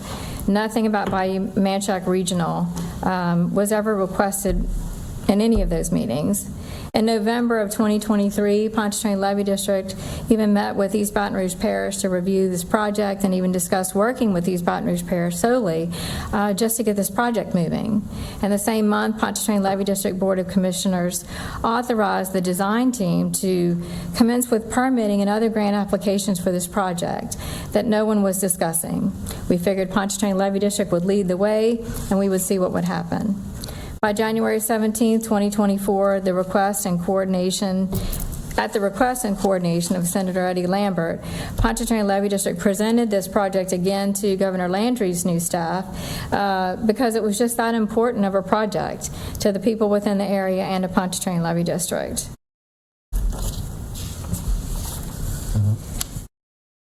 To date, Pontchartrain Levy District has submitted nearly $116 million in funding outside of the $30 million in LWI funds that were referenced by Amite River Basin Commission in their annual plan. Those particular funding or applications for grant funding would be to BRIC, FMA, statewide flood control, just to name a couple. Pontchartrain Levy District has the necessary funds and can support the matches required for the grants. Pontchartrain Levy District is prepared to fund Phase 1 with its own funds in the interest of the taxpayers and in the interest of quick implementation. Current status, PLD is in the process of seeking permits for Phases 1 and 2 as directed and supported by our legislators. The design team is preparing permit drawings and applications, grant applications, surveying, revising project alternatives to reduce the cost, and performing access study for implementation. The Scenic River designation will be restored in August of 2026, giving a narrow window of time in which to implement the components of this very important project. As you've all heard a couple of times today, according to that House Bill 686, Act 490 of the 2022 legislative session, and as referenced in the Amite River Basin Commission annual plan, within the areas of the district that are concurrent with the limits of the Pontchartrain Levy District, the Pontchartrain Levy District shall have primary jurisdiction. The Amite River Basin and Water Conservation District shall not initiate any project or program within the limits of the Pontchartrain Levy District without consulting with and receiving approval from the Board of Commissioners of the Pontchartrain Levy District. Imagine PLD's surprise when we're in DC in March, after your March board meeting. The only phone call that Pontchartrain Levy District received was from David Mitchell of the Advocate, questioning what had happened at the board meeting. Well, we were in meetings. We didn't even watch the meeting, so I had to go back and watch what had happened. PLD was surprised and excited to learn that after nearly 2 years, because March will be 2 years, that specifically Ascension Parish had acknowledged that the importance of this project. As surprised and excited as we were disappointed to learn that not one individual from this board, either before the meeting or even after the meeting, reached out to Pontchartrain Levy District advising what had transpired. The Amite River Basin Commission Executive Director reached out to me to inform me of the events, and at that time PLD requested a meeting with your executive director, your legal counsel, myself, and our legal counsel to discuss what happened and attempt to resolve a path forward.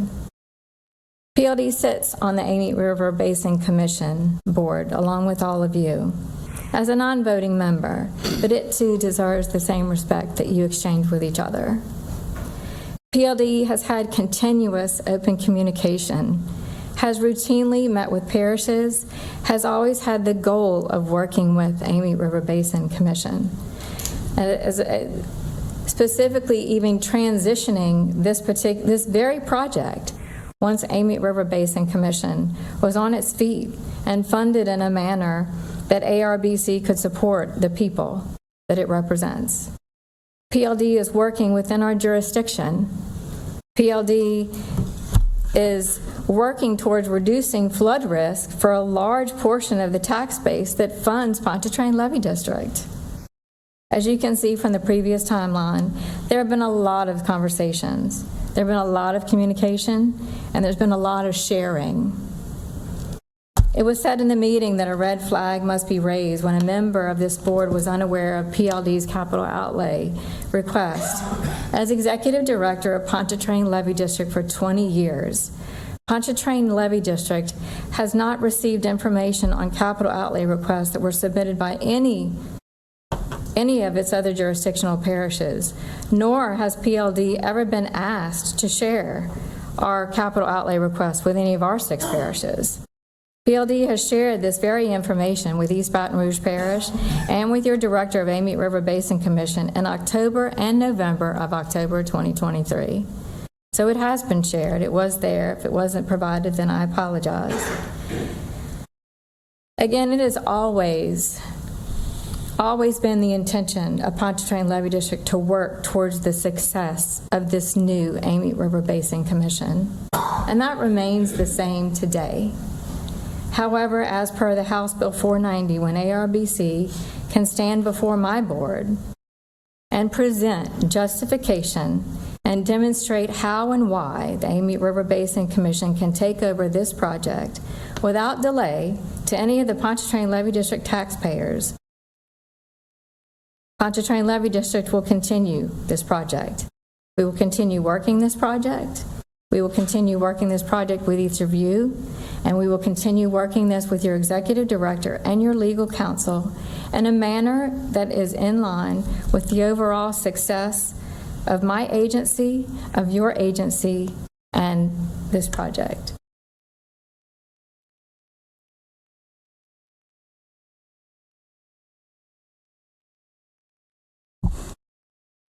Thank you, Monica. We have any questions by the board? By the way, that was a good presentation. Obviously, PLD has done a lot of work throughout the Pontchartrain Basin, and some of that is happens to have been in the Amite River Basin. I think I think it's really important to note that this board was restructured just as of January of last year. I think your first meeting was February the 7th of last year. And you're right, it's new and a lot has happened. And prior to that, the only project that the former Amite River Basin Commission was working on was the Comite River Diversion Project. So in essence, I guess Pontchartrain Levy District was that agency and has been that agency.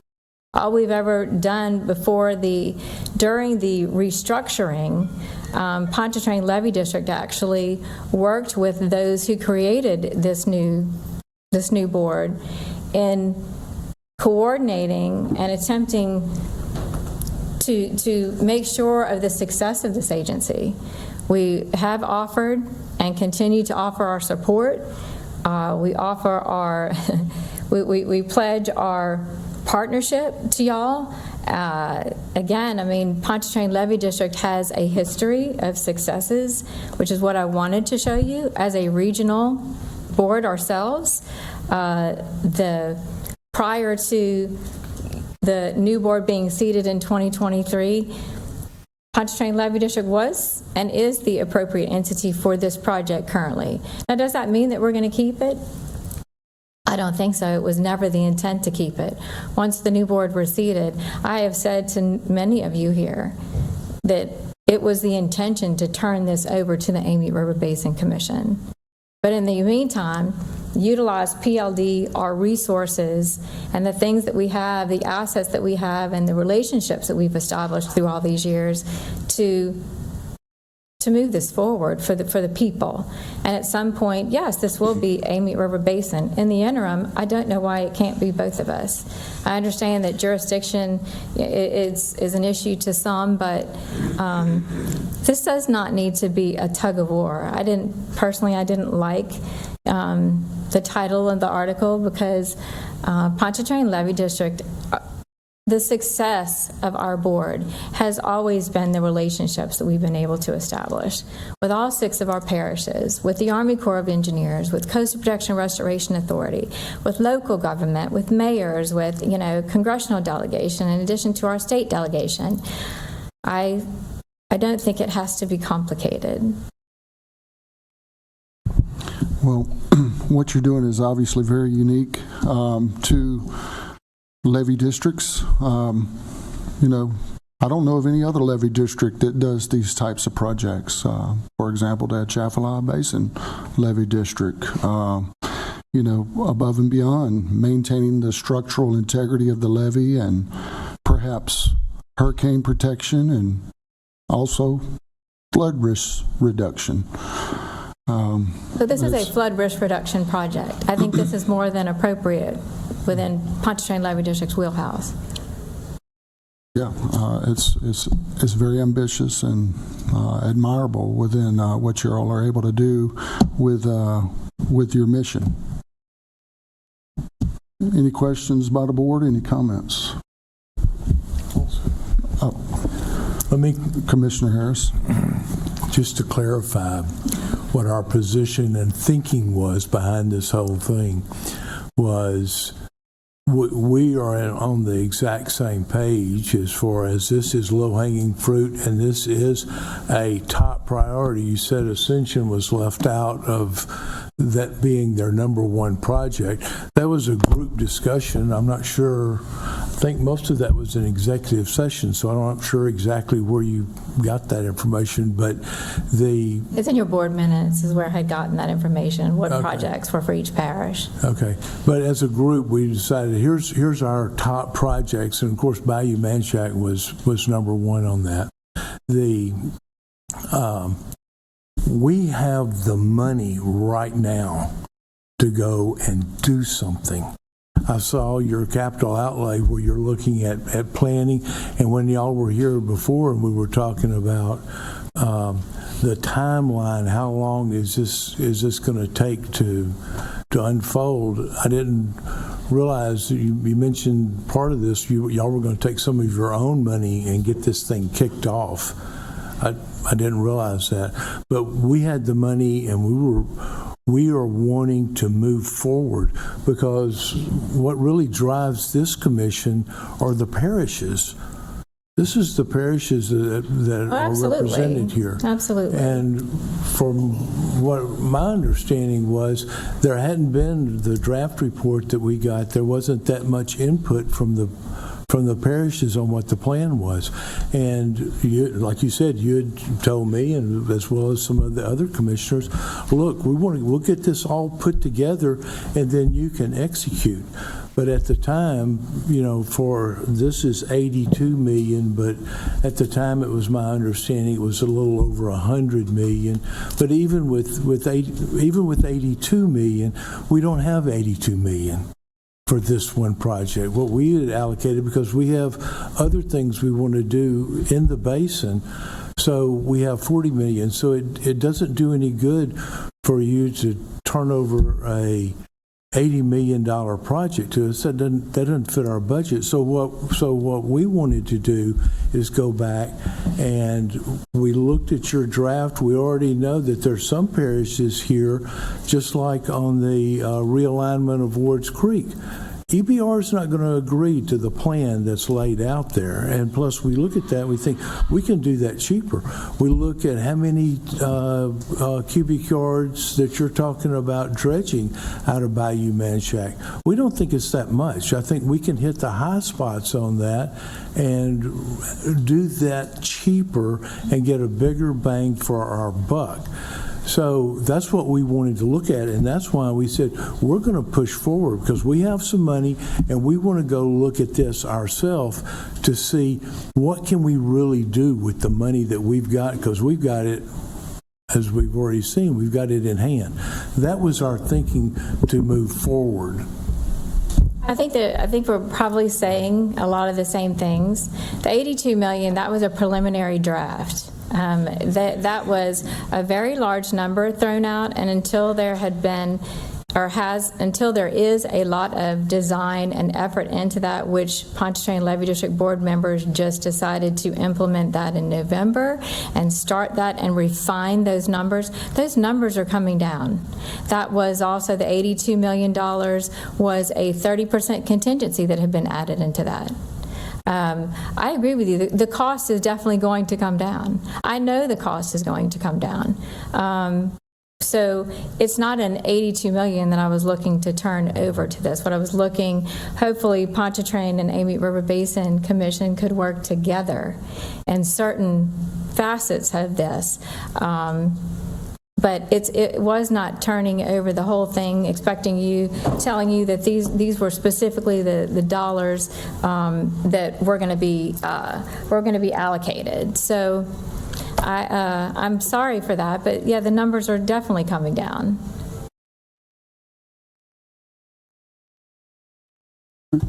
Comments, Commissioner Quintmall?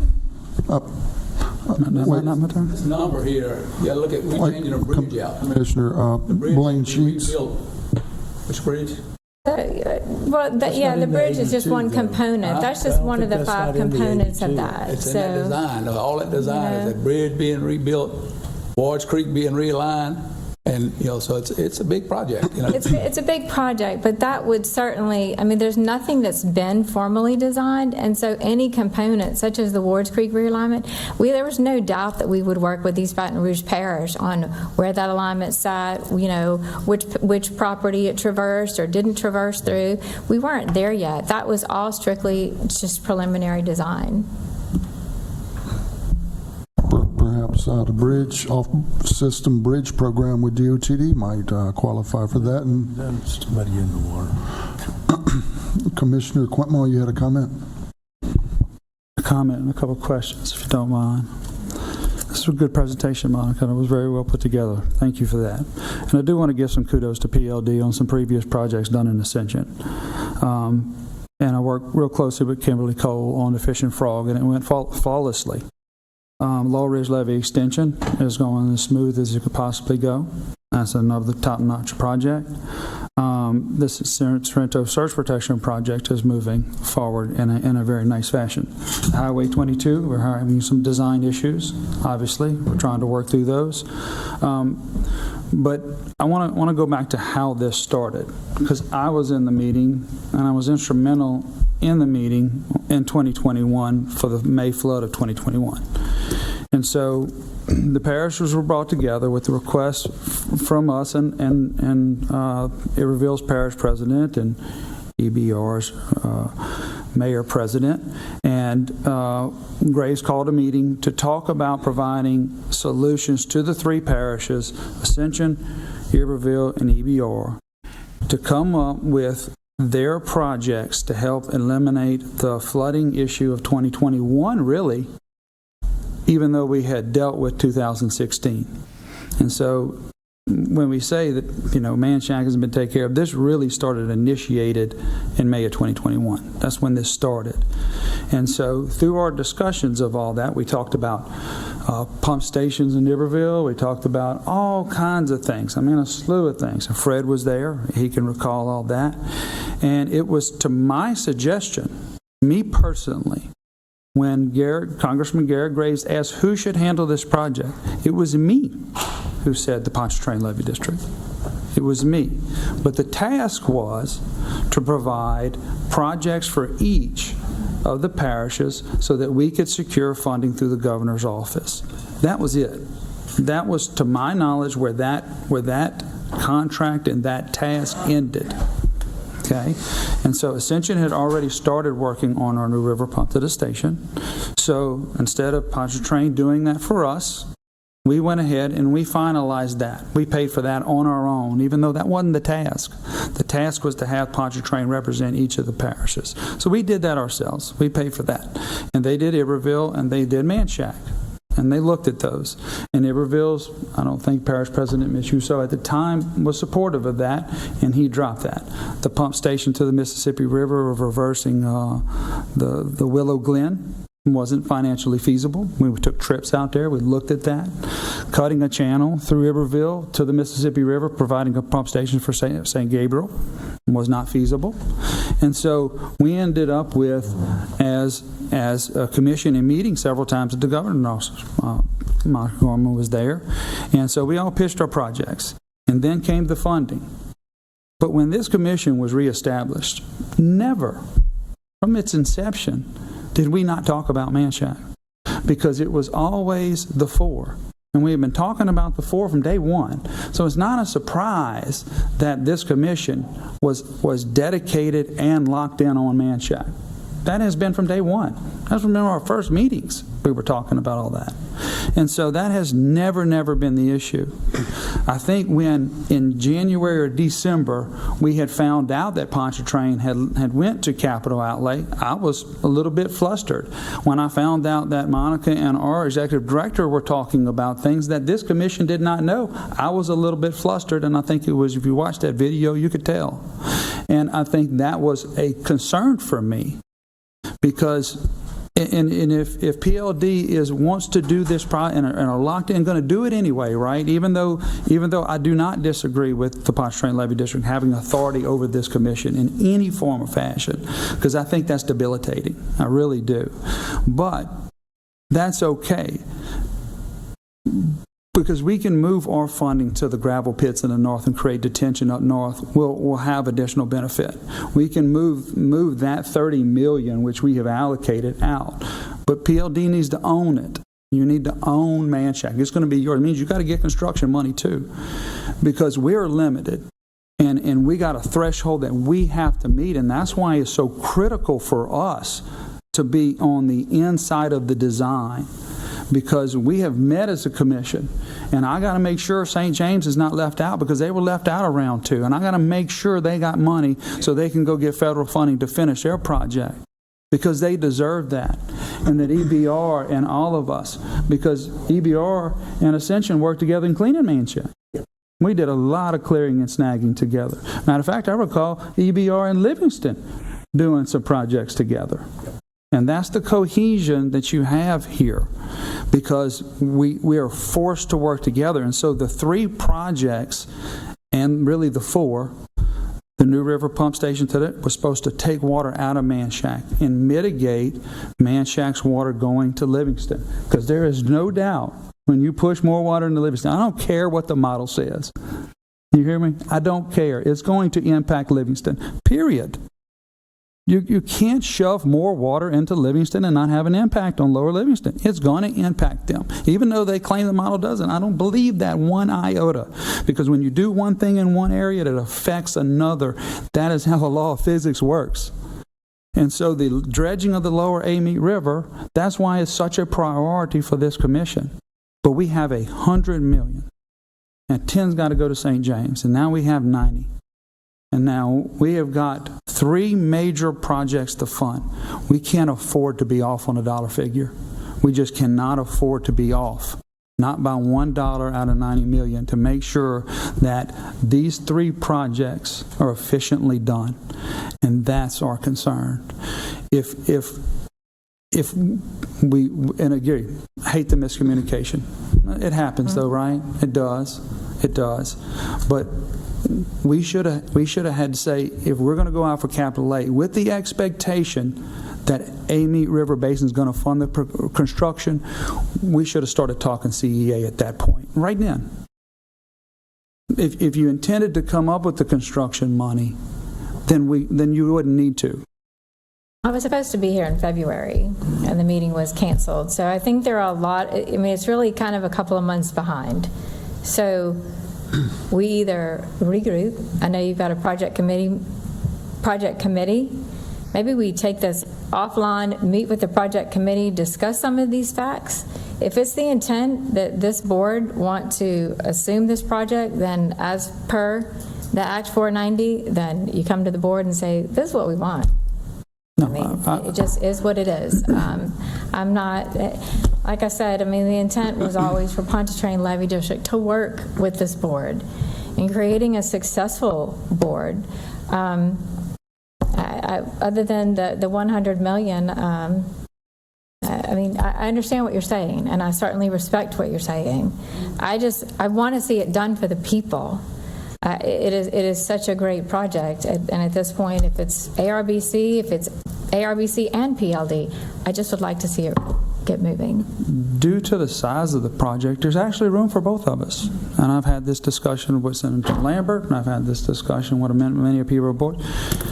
There's easy that PLD could do the bridge, and upstream all the way to Highway 30, either from Bayou Fountain or the locks, and ARBC could then do from whatever's left to the out to the mouth, which is the realignment of Wars Creek and things. So this project is so massive that two boards could come to an agreement and do this whole thing, which would be maximum benefit for the residents. And we probably could have had this conversation in February, but we didn't have the opportunity to, and we're having it today. And there is room for both of us. That is a fact. So maybe we set a meeting then before I leave today, and we'll maybe conclude this, or next month. Is that a reasonable statement? Reasonable to me. Okay. Sounds good to me.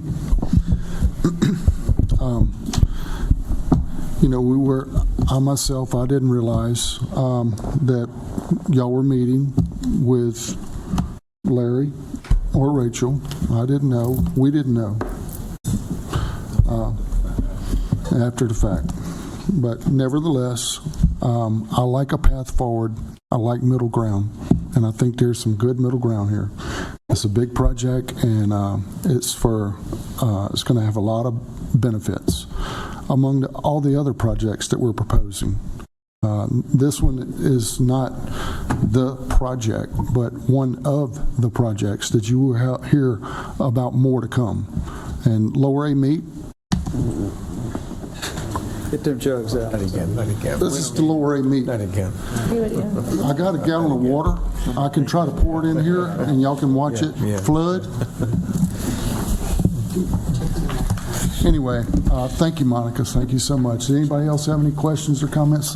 Commissioner? I did. Commissioner Haas. At the risk of beating a dead horse, Monica, want to thank you for your presentation, and certainly we at CPRA appreciate the projects that we've been able to accomplish together and are underway together. I know there's, again, been a lot of discussion about this. Don't want to belabor the point, but whether you want to call it growing pains, miscommunications, whatever, I'm getting the sense that we're getting over that here today, and I think that's a good thing, because one thing I know for sure is that everybody up here, everybody in this room wants to see this project get done. And there are two entities that are very passionate about getting that done right now, and there's no reason that we can't work together to accomplish that. So thank you. Anyone else have any comments? Any public comments or questions for PLD? Yes, sir. Thank you. Please come to our meetings. All right, moving. Thank you, Monica. New business. Do we have any new business? No new business. Thank you, Senator Lambert, for coming to the meeting. Good luck with that legislature. Okay, no new business. Hearing no new business. Any other public comments? Any general public comments?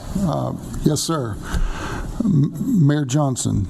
Yes, please. Mayor Johnson, City of St. Gabriel. So, good morning, good afternoon, everyone. Let me begin by saying thank you for what you do.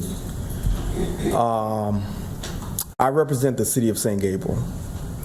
We are not a large municipality. So as a result, we don't get a lot of attention. But that's okay. 28 square miles of God's beautiful country, right? But we are in a physical, geographical position where our lifeline is dependent upon EBR, Ascension, and Livingston.